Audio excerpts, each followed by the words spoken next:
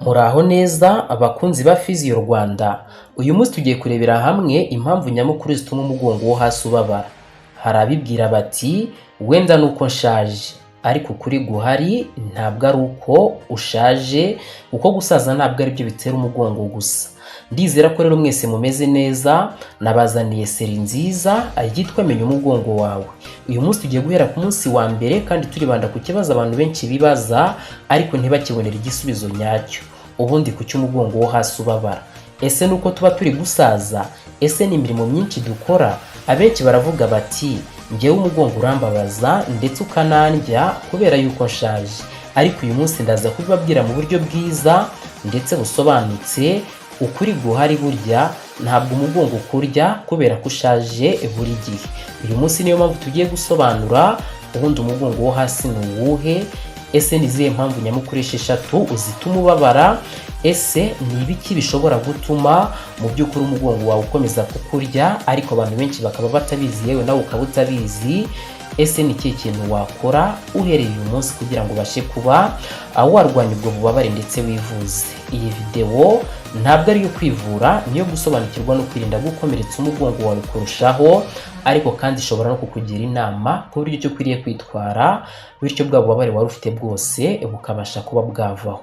Reka duhere ku gice cya mbere aho tugiye kurebera hamwe ubundi umugongo wo hasi ni uwuhe. Reka tubanze dusobanukirwe umugongo wo hasi, cyangwa se mu rurimi rw'icyongereza bita lower back cyangwa se lumbar spine. Ni igice gihuza umugongo n'ikitako, gifata uburemere bw'umubiri wose. Ni igice cy'umubiri kandi gifasha mu kwicara, guhagarara, kunama no kugenda. Iki gice kigizwe n'amagufwa abenshi bita vertebra mu rurimi rw'icyongereza. Ni igice kigizwe n'udusahani tw'umugongo tuba turi hagati y'amagufwa abenshi bita disc mu rurimi rw'icyongereza. Ni igice kandi kigizwe n'imitsi, kikanagirwa n'imyakura ndetse n'imikaya. Iyo kimwe rero muri ibi bice kibabaye, bwa bubabare butangira kwigaragaza, bityo ukavuga uti ndwaye umugongo. Ariko mu by'ukuri nubwo urwaye umugongo ntabwo ari umugongo wawe wose uba wangiritse, ahubwo bivuze ko ari igice kimwe muri ibyo ngibyo kiba cyangiritse. Maybe ni amagufwa, maybe ni izo disc cyangwa utwo dusahane tw'umugongo, cyangwa se ni imitsi, cyangwa se ikaba ari imyakura, cyangwa se ikaba ari imikaya. Reka twerekeze rero ku gice cya kabiri aho tugiye kurebera hamwe impamvu esheshatu nyamukuru zituma umugongo wo hasi ubabara. Impamvu iza ku mwanya wa mbere burya ni ukwicara nabi ndetse ukicara nabi igihe kirekire.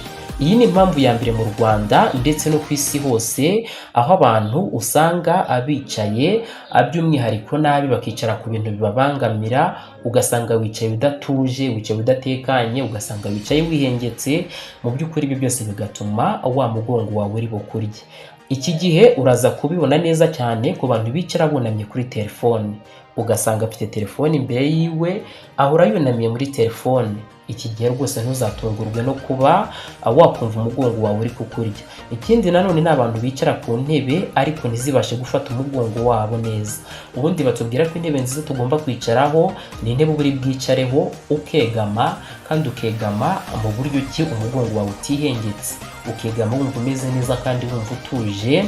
Dore ko banatugira inama zo kuba twashyira agasego gato cyane cyangwa kandi kantu kuri uyu mugongo wo hasi, kuko nk'uko mubibona umugongo uba uteye ubumanuka, ariko ntabwo uba ari umurongo urambuye cyangwa se ngo uba ari umurongo ugororotse. Umugongo uba ugiye usa n'uwihinnye. Iyo rero ugeze aha ku mugongo wo hasi ugasanga harahinnye, ni byiza yuko ushyiramo akandi kantu mu gihe wegamiye nko ku ntebe kugira ngo wa mugongo wo hasi nawe ubashe kuba washyigikirwa. Ibi ngibi rero bituma ya mitsi n'imikaya yawe bidacika intege byo ku mugongo, ndetse ubu buryo bwo kwitwaramo neza bugatuma amadiske cyangwa twa dusahane tw'umugongo tudakandamizwa, bityo umugongo wawe nawe ukumva umeze neza. Iyo utabyitayeho mu by'ukuri ubu buryo nkubwiyemo, bwaba ari ukuba wakwirinda kwicara kuri telefone wunamye, bwaba mu by'ukuri kwirinda kwicara ku ntebe zidafasha umugongo wawe, cyangwa se kwirinda kwicara ahantu hatameze neza, ukabisuzugura mu by'ukuri ntubiha agaciro, ahangaha nibwo wisanga umugongo wawe watangiye kubabara buhoro buhoro. Hari uwibaza ati se ko mbyicara nkabikora nkabona nta kibazo mbaye cyangwa se nta n'ikintu mbaye. Ibi ngibi ndagira ngo nkubwire ko bitababaza uwo munsi wa mbere ubikoze, ariko bigenda biza buhoro buhoro, kandi uko bigenda bikorwa igihe kirekire niko byiyongera. Byumvikana ko uyu munsi ushobora kuba kwicara wikorera utuntu twose wishakiye ukabona nturi kubabara, ariko ndakubwiza ukuri ko niba udakurikije neza inama ndi kukugira, uri kwica umugongo wawe, ndetse ntuzatungurwa no gusanga mu myaka iri imbere umugongo wawe ukurya ku kigero cyo hejuru. Niba nawe rero ubabara umugongo, ubwo buryo nkubwiye ndetse nkugiriyemo inama ugomba kubwitwararikamo kugira ngo ubashe kurinda umugongo wawe ndetse no kwirinda gukomeza kubabara. Ikindi kintu cya kabiri burya ni ukudakora imyitozo cyangwa se kudakoresha umubiri. Abantu benshi usanga bavuga bati ngewe ndiruhukira kugira ngo bitiyongera, ariko reka nkubwire ko kuruhuka igihe kirekire bituma imitsi irushaho kunanirwa, bigatuma umugongo nawo urushaho kudafata neza. Ibi ngibi rero bikagutera ububabare, kuko burya umugongo ukenera imyitozo yoroshye kandi ihoraho, ntabwo umugongo ukenera kuryama gusa. Ikindi kintu nanone cya gatatu gituma umugongo wawe wo hasi ubabara, burya ni uguterura ibintu biremereye kandi nabyo ukabiterwa nabi. Reka nkwibutse iki kintu, abantu benshi hari igihe ajya guterura isafuriya, by'umwihariko nko kuri ba bantu uba usanga batekera mu cyaro cyangwa se abantu bo mu cyaro bagitekera ku mashyiga, ugasanga yunamishije umugongo ateruye ya safuriya. Ibi ni ibintu bikwica pe, ugasanga wenda n'isafuriya cyangwa se n'ikindi kintu ugiye kugikura hasi, ubunamishije umugongo ugiye guterura cya kintu. Iki gihe uba uri kubabara ndetse rwose uba uri kwiyangiza, cyangwa se ugasanga ugiye guterura umwana umukura hasi, nawe nuko ubigenje. Ugasanga ugiye gutora isakoshi cyangwa se akandi kantu kaguye hasi, ugasanga nuko nguko wunamye. Burya benshi bunama bakoresheje umugongo, ariko kandi bizwi neza ndetse binagirwaho inama n'abaganga, nuko uba ugomba gukoresha amavi n'amaguru. Bivuze ngo urasutama cyangwa se use n'upfukama, bityo ubone gutora cya kintu, nibwo uri buze kumva utabangamiwe kandi ukaba urinze n'umugongo wawe. Niyo mpamvu nkubwira ko ibyo ngibyo utabikoze ngo wuname neza, bityo usutame cyangwa se ubikore upfukamye, rwose amadisike yawe cyangwa se twa dusahane tw'umugongo turakandamizwa, umugongo ugasanga uri gukomereka utabizi, rimwe na rimwe ukaba wakumviramo n'ububabare bw'ako kanya cyangwa se bukaba bwaza haciyemo igihe. Ikindi kintu nanone kiza ku mwanya wa kane mu bituma ububabare bw'umugongo wo hasi bukomeza kwiyongera, ni stress n'ibibazo byo mu mutwe. Yego rwose stress ibabaza umugongo pe, burya iyo umuntu afite guhangayika, afite agahinda kenshi, ugasanga ni umuntu uhorana umujinya, rwose ibi ngibi bituma imitsi n'imikaya abihora bikakaye, ugasanga umubiri ntiworohewe, bityo ububabare nabwo bukarushaho kwiyongera. Ibi ngibi rero abantu benshi ntibabimenya, ariko niko kuri, ukwiriye kubyirinda, ukwiriye kwirinda ikintu cyakongerera stress ndetse n'ibibazo byo mu mutwe. Ikiza ku mwanya wa gatanu nacyo gituma bw'ububabare bw'umugongo wo hasi bwiyongera, ni ukuryama nabi cyangwa se ugasanga uryama kuri matera mbi. Burya matera ikomeye cyane ni ikibazo ku mugongo wawe, cyangwa se matera yoroshye cyane nayo ni ikibazo ku mugongo wawe. Burya umugongo ntabwo nyine uba ushyigikiwe neza bihagije, ni nayo mpamvu akenshi ushobora kubyuka mu gitondo ubabara. Ikiza ku mwanya wa gatandatu mu gutuma umugongo wawe wo hasi ubabara, ni indwara zihariye tuzagenda dusobanura hano kuri Physio Rwanda, uretse ko zimwe muri zo twamaze no kuzisobanura. Zimwe muri izo ndwara harimo nk'iyitwa disc herniation.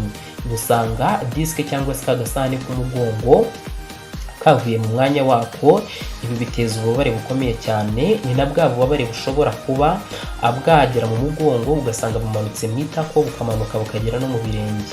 Ubundi burwayi ni ubwa sciatica. Ubundi burwayi ni ubwa arthritis cyangwa se abenshi bakunze kwita za rubagimpande. Ubundi burwayi rero bushobora gutuma umugongo ukurya, ni ubwo kuba ya mikaya yawe yakwangirika, wenda ugasanga yatsikamiwe se, ugasanga yacitsemo, n'ibindi bintu bishobora kuyigiraho ingaruka ariko ikaba itari gukora neza. Ubu burwayi rero butandukanye busaba gusuzumwa ndetse n'inama z'umuganga cyangwa se umuphysiotherapist iki gihe ziba ari ngombwa mu gihe ufite umugongo watewe n'ibi bibazo bitandukanye. Reka tujye ku gice cya gatatu, nacyo kinakomeye cyane, turebere hamwe impamvu abantu bababara cyane batabizi. Izi mpamvu ni impamvu zikomeye abantu benshi birengagiza ariko zifite agaciro. Burya hari abantu birukira gufata imiti ya buri munsi izwi nka painkillers cyangwa se imiti igabanya ububabare gusa. Burya hari abantu bagenda bakayifata umunsi ku munsi, ariko bakazasanga wa mugongo wabo n'ubundi ukomeza kubarya, bakayinywa bakaruhuka amasegonda 2 ugasanga mu kanya uragarutse. Burya iyi miti ntabwo iba yabashije kugera neza ku kibazo nyirizina cy'umugongo, kuko nk'uko twabibonye umugongo kurya bitewe n'uko hari igice kimwe kigize umugongo cyangiritse. Rero ibyo binini ufata ntabwo bigenda ngo bisane cya gice cyangiritse, ahubwo icyo bishobora kugufasha no kugabanya ububabare bw'akanya gatoya. Byumvikana ko ahangaha uba ukeneye ubuvuzi bwihariye nko kuba wareba muganga cyangwa se umuphysiotherapist akaba yagufasha. Ikindi nanone abantu babara umugongo cyane kubera ko batamenya aho ikibazo kiva ngo bamenye uburyo bakwiriye kwitwararika, kuko burya niyo mpamvu hari igihe umuntu arwara umugongo yaryama kumva wenda arorohewe, yahagarara kumva arababara.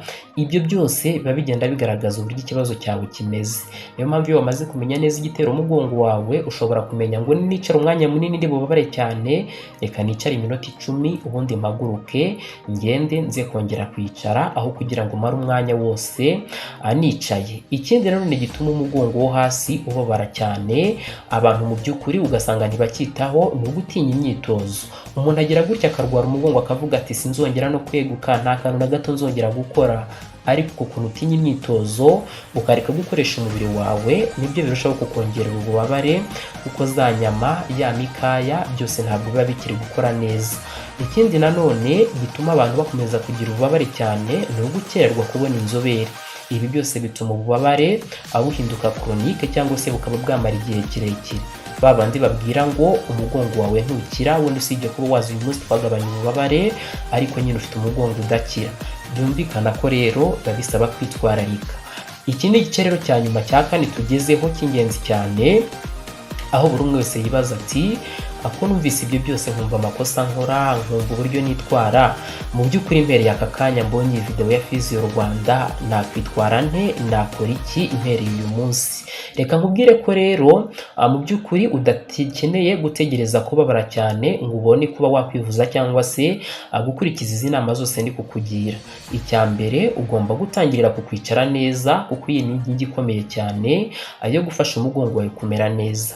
Ikindi kandi ukitoza kugenda buri munsi, nubwo rwaba urugendo rutoya ariko ukabikora, kuko urugendo ahangaha tuba tukubwira nta ushobora nko kugenda iminota 15, 20 se cyangwa 30, ariko nyine rwa rugendo rutari bukunanize. Ikindi nanone ni ukwishyiramo gukora imyitozo yoroshye y'umugongo. Iyi myitozo irafasha cyane kuri Physio Rwanda twagiye tuyigarukaho, mu myitozo igufasha kugabanya ububabare bw'umugongo. Niba utarayirebye wajya iyo video ukayireba. Ikindi kandi ukwiriye kwirinda guterura ibintu biremereye, kandi ukibuka uburyo ugomba guterura ikintu kivana hasi ukizamura, kuko ni iby'ingenzi ukwiriye kumenya. Ikindi nanone cya nyuma ukwiriye kubaza inzobere igihe ububabare bwawe bukomeje, kuko ibi ngibi ni ingenzi. Bari buze gusuzuma barebe muri za ndwara zose twagarutseho zo ku mugongo, barebe niba iyo ndwara utaba uyifite.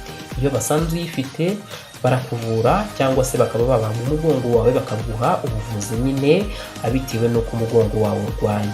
Niba wumvise iyi video rero ukaba wumva ibyo byose bigenda bikubaho, mu by'ukuri reka nkubwire ko utari wenyine. Niyo mpamvu rero twanatangije iyi seri yitwa kumenya umugongo wawe, aho ukwiriye kumenya umugongo wawe uko uteye, ukamenya icyawangiza, ikigutera ububabare n'uburyo wawirinda.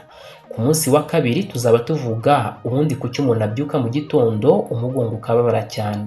Niba rero iyi video yagufashije kanda like, ukande subscribe, ubundi ufungure n'inzogera. Ikindi kandi usangize undi muntu iyi video uzi rwose agira ububabare bw'umugongo kugira ngo nawe umufashe. Physio Rwanda reka nkubwire ko dufasha abanyarwanda n'abandi bantu bose bumva ururimi rw'ikinyarwanda gusobanukirwa umubiri wabo ndetse no gufasha mu gukira ububabare. Ndizera ko rero wasobanukiwe. Uramutse ufite igitekerezo cyangwa se wifuza ubufasha bwihariye, watwandikira kuri nimero yacu ya WhatsApp ni 0792379835, bityo tukagufasha, kuko turaganira tukamenya neza ikibazo ufite, tukakugira inama, tukaba twakwereka imyitozo wakora ikagufasha. Kandi iyo dusanze ari ibikeneye ubuvuzi tukubwira ko ugomba guhita ushaka muganga, kuko ibyo byose turabyemera.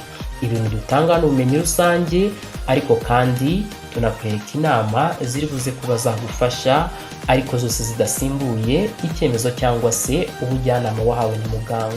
Twongere duhurire mu yindi video n'ubundi itambuka hano kuri Physio Rwanda ku isaha ya 12 aho n'ubundi ndaza kuba nkubwira impamvu umuntu abyuka ababara cyane umugongo bitandukanye n'uko yaryamye. Ntuzabure, nanjye ndahari.